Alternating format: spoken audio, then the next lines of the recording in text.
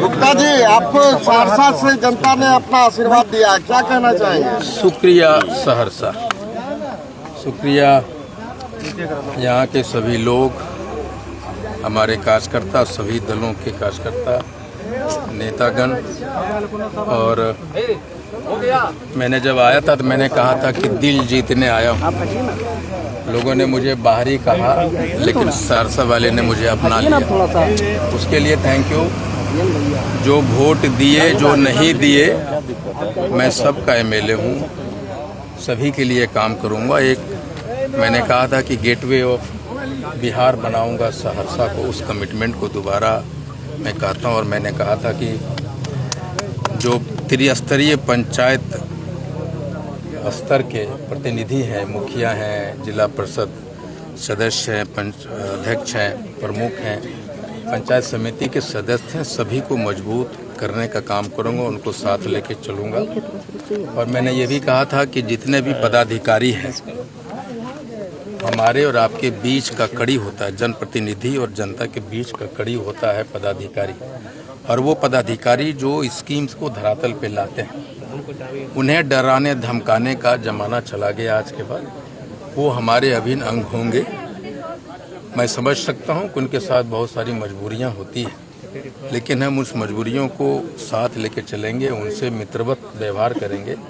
उन्हें सर्किट में हाउस में बुला के उन्हें डांटने फटकारने वाला काम नहीं होगा। अगर वो काम नहीं करेंगे तो एक जो संवैधानिक तरीका होता है कार्रवाई करने का, वो हम करेंगे। लेकिन एक बार पुनः कि मेरी जो प्रायोरिटी होगी, सहरसा जो भारत के सबसे गंदे सीटों में सिटी में है, उसको हम कैसे पब्लिक रिस्पॉन्सिबिलिटी के साथ उसको क्लीन कर सकते हैं। और हम यहाँ के जो यंगस्टर हैं, जो बच्चे हैं, जो नौजवान हैं, उनसे मैं बात करूंगा, उनके सपनों को साकार करने की कोशिश करूंगा। साथ ही उन्हें बताने की कोशिश करूंगा कि अगर सड़क के किनारे में आपके 5 करोड़ का घर है, अगर वो गंदगी आपके घर के सामने है, तो वो जो 5 करोड़ का बंगला है वो किसी काम का नहीं है। मैं जीना सिखाऊंगा कि सरकार के पास सीमित संसाधन होते हैं, फंड की कमी होती है, लेकिन अगर हम एक सेंस को डेवलप कर सकें तो हम अपने घर के सामने वाले कचरे को हटाने की जिम्मेदारी खुद ले लें तो शहर खुद ब खुद खूबसूरत हो जाएगा।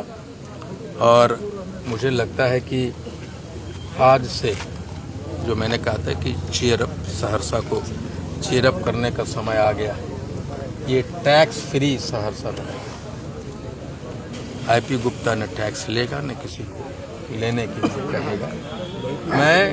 हो सकता है कि मैं बहुत सारे काम को नहीं कर सकूं, लेकिन एक ईमानदार प्रयास करूंगा, ये दिखेगा। सर, आप लोग बिहार में सरकार बनाने का दावा कर रहे थे, लेकिन कहाँ कमी रह गई जो आरजेडी को इतनी कम सीटें आई है? देखिए, मेरा मानना है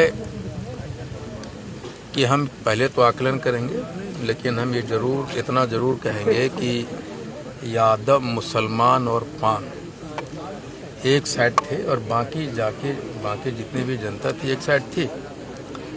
और कहीं न कहीं हम अपनी एजेंडा को, समय बहुत कम था हमारे पास तैयारी करने का, हम अपनी एजेंडा को, अपनी बातों को लगता है कि जनता तक पहुंचाने में वो सफल रहे।